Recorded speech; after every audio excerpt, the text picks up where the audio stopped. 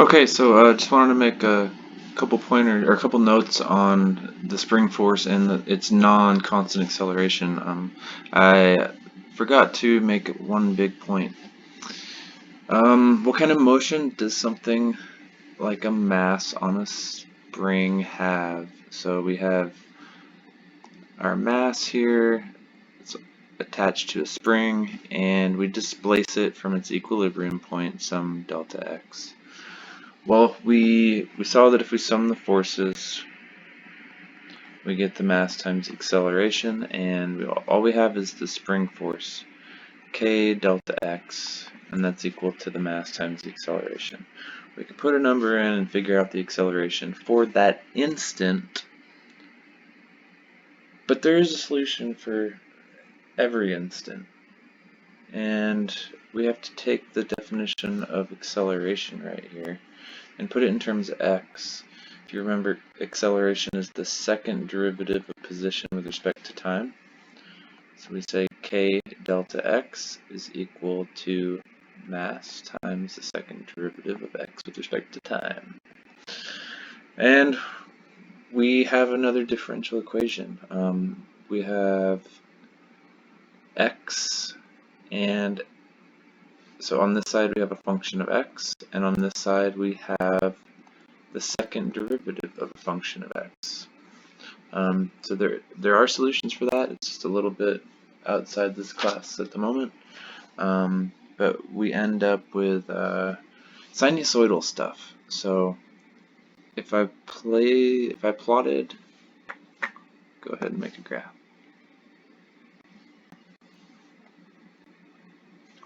If I plotted its motion, this is its displacement delta x versus time.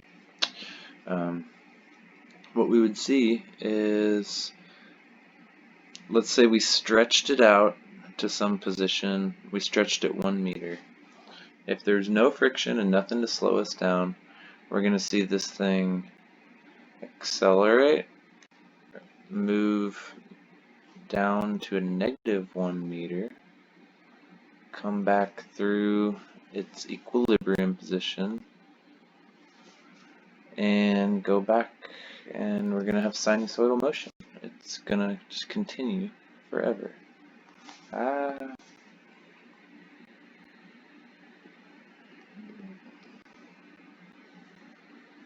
That's a little bit better.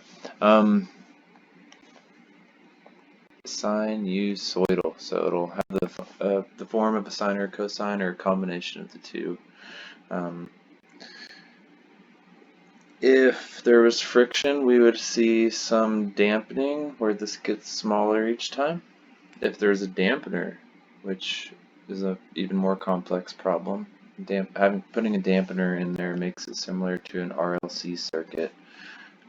You'll get into those in your future, but it's a little complex for this point right now. I just want to point out it's there, the solutions are there. We can solve this stuff. It's just a little past where we are with our fundamental skills right now. But like I said before, we can find the instantaneous acceleration knowing its position and whatever forces are acting on it. That's just not going to be a constant value, and that's going to be something changing with position. This differential equation describes its motion with respect to time, and it is going to give us something sinusoidal. Oh yeah, and what do we call this type of motion? It's called simple harmonic motion. And we're going to do a section on oscillations, which you're going to find out. Oh, I don't know, wow, like what? Probably more, but a safe bet, 30 to 50% of stuff in nature oscillates or moves with simple harmonic motion. I guess you could say like damn near 100%, because atoms, molecules, they are constantly vibrating in and out, and that vibration is a simple harmonic motion, and the vibration is a function of temperature. So if they the hotter they get, the faster they vibrate. The colder it gets, they'll come to a near stop, right? So you'll find out oscillations, simple harmonic motion, represent lots of physical phenomena.